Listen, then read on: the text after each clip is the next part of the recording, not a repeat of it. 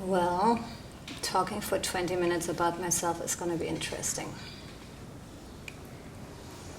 Where to start? Maybe the beginning, and we'll see where that leads. I'm born in Germany as the seventh child of my parents. Ended up being the youngest, no more after me. Had a pretty good childhood. Drama, a little bit of sadness. My mother died when I was 5. Growing up with that has been probably a good tool for my life in general. I'm not sure how to package that right, but I guess it always has put me in touch with my own mortality rather quickly, and nothing stays the same. Things change, people come, people go. But it was a lot of fun having a bunch of siblings. There was a lot of fighting, but somehow, you weren't alone in that. Some of the misery moments, you had compatriots there. And I had a good childhood. My father traveled a lot with us. I saw a lot of Europe. He was an architect, so I think I saw my share of churches. I wish I would remember what he told me, but I'm not one of those people who remembers everything they hear. And I always felt I wanted to travel and see the world, and that has led me here to the US. After school, I came over here as an au pair. That worked out for exactly 10 days. They were hoping to get someone, I think they were hoping for getting a more maternal German. And I guess I wasn't maternal enough for them. And that has thrown me then into Nyack. That's how I met Will then, who I've been married to now 20 years. 2 kids. Quite an adventure.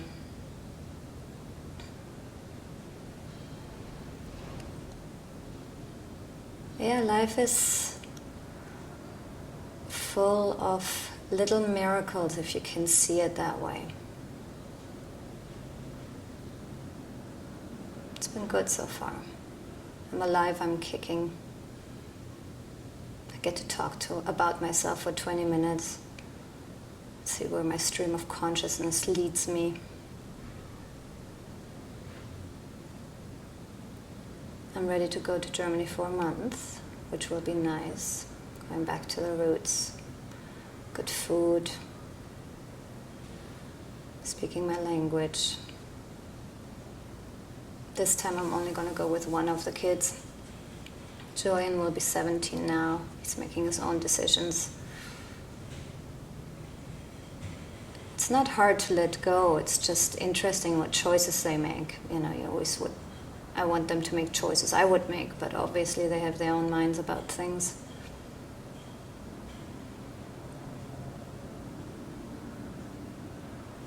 I live in Nyack. I have a nice Victorian out there with dog, cat, kid, 2 boys. At least I have sidewalks. I can walk to town, which is important. Not having to get in the car every day is, I think, a luxury in this country. And I think more people should have it. Driving takes away too much of time from living for most Americans, I think. Driving speeds up the life quicker because you can cover a lot of distances that way. Hard to be in the moment if you're traveling that much all the time. For me, anyway. And now what do I do with my life? I studied photography. That's how I met you.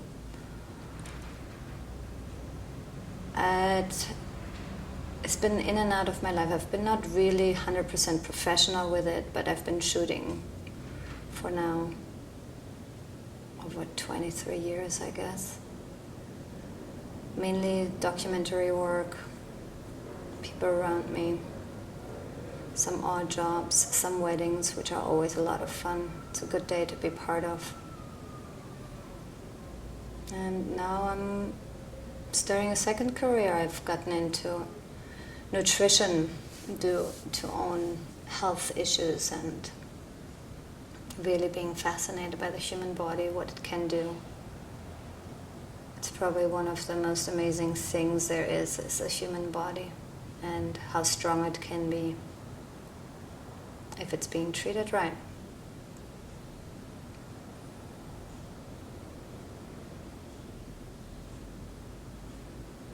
I go in and out of photography. I would love to build a studio in the back of my garage, so we'll see if that happens. I'm working on Will, who's my husband, to help me with it. But it will be a process. But having a space where you just can work on projects and things and leave it, to come back to and not have to clean it up is definitely a beautiful thing.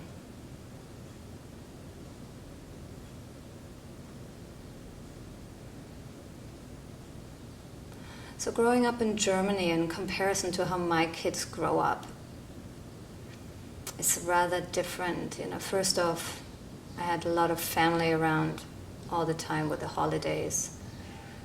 Had way more downtime since we only have half-day school. So you had the afternoons to hang out with friends, get on your bike, go see them.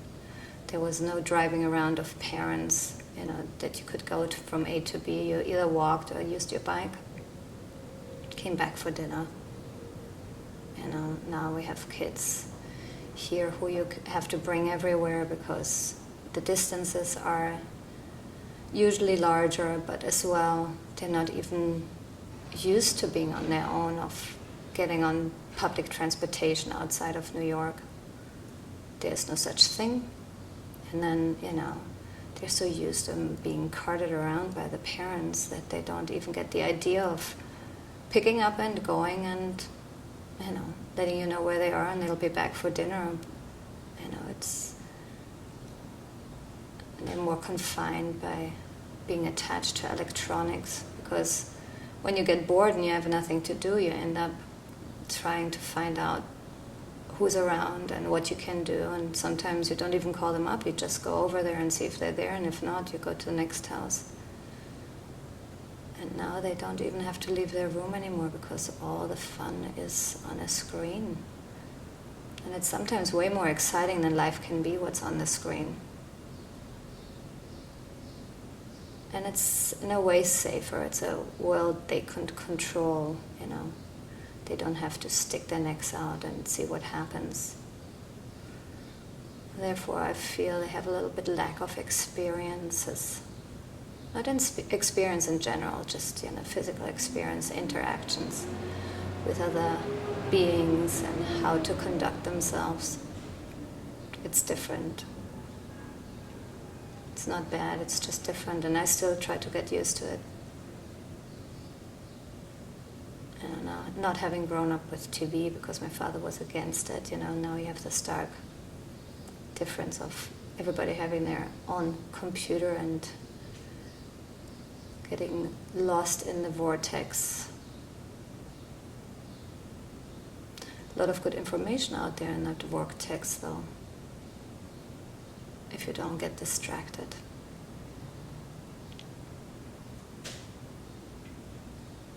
So how would look a day of mine? I think this summer right now is beautiful. I took off all summer. Nice luxury. I love to wake up in the morning and just be. I could be for hours, but then eventually everybody else wakes up and then you get sucked into different things to do, trying to get kids ready for either camp or now they're working. Shoo them out of the house. Pay attention to what you want to do in your list. I'm a big fan of lists, but I make too many, and then I lose them, so it's kind of confusing. I have a little garden, and I've planted some kale, so we have an abundance of kale right now. Some salad, lettuce, some zucchini, herbs. Love to cook. Fresh food. This is the perfect time of year to do that. Good meats, good company.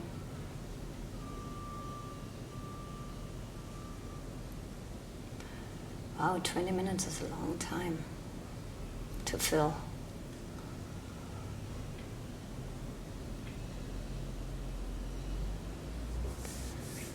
What else can I talk about? I guess death is a good subject. And each death is different. I've had my share of deaths. You know, if you're coming from a large family, you do have the opportunity to experience probably more deaths than when you're having a small family. And, you know, we had a bunch of untimely deaths in my family. First it started with my mother. She was 44, lung cancer. You know, I don't really remember much of it, except that I was sad. You wonder how, not so much, for a while you ask why when you're a kid, and then it's more, it turns into a how, because for why there's no answer. There's no answer if you ask, oh, why me, or why did this happen, because it's part of life. So there is no good answer to why. I guess the best answer would be why not. You know, soon as you have birth, death is an option. They kind of go hand in hand. They're like brother and sister. I think the biggest thing is to figure out how to not be afraid of death and not get attached to the sorrow of it. And I think we did a pretty good job.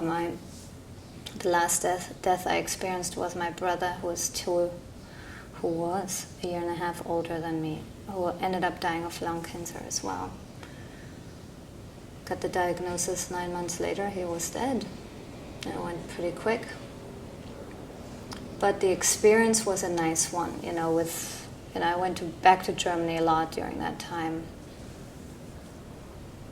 And just as a family, being able to get together as a group of people and go through it together is, I think, the best way of encountering a challenge like that. Because when you're from the same tribe, you don't have to talk about it. Everybody's affected, you know. And everybody's affected differently and deals with it differently, of course, but everybody's affected, so you don't really have to go into the big sharing circles. And one realizes as well, when you talk about death with other people, when they have experienced a death, they understand. You don't have to do a lot of explanation. It's just becomes part of the tapestry. But it's not something which needs to be a negative experience. It might be hard. It's a challenge to go through yourself and working with it. But I think the best thing for us was, and it was really an us event, you know, because he has 3 little kids and my kids were involved, you know, to really go through that as a group and have the kids really participate in this event as well. And it is an event. You know, they see it, they can voice what they want. And then once my brother ended up passing away, you know, what we did, you know, all of my family so far has always used caskets, which were very simple birch caskets, white. And with the kids, we ended up painting on them. So we painted, things he liked and things they experienced together with him.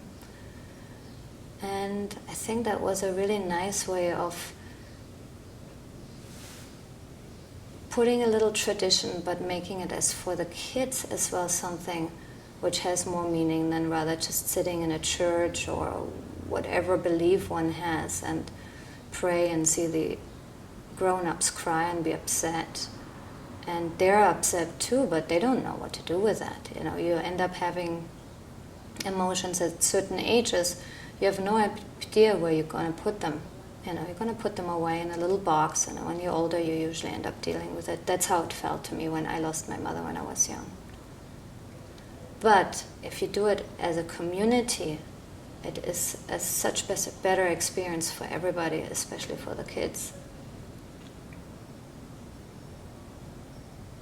And if they want, they can voice concerns. And a lot of them don't want to, especially boys. They'd rather not talk about it. They go along, being carried through this, but why talk about it? It's painful, it sucks, and let's just put it away and go move on to the next thing. Here I am talking about my brother's death.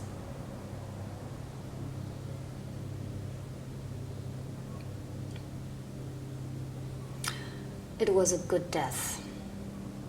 I mean, he only was 43, but if you die, I think that's a nice way to go, the way he went, with the support he had. I think it would suck to have to die alone, not have people around you. I think I would prefer not to go through that like that. It's nicer to be in a group. Shared pain is half the pain. Shared joy is double the joy. It's probably one of my favorite quotes. So, I guess the message out of that would be share as much as you can. The more you share, the more you have.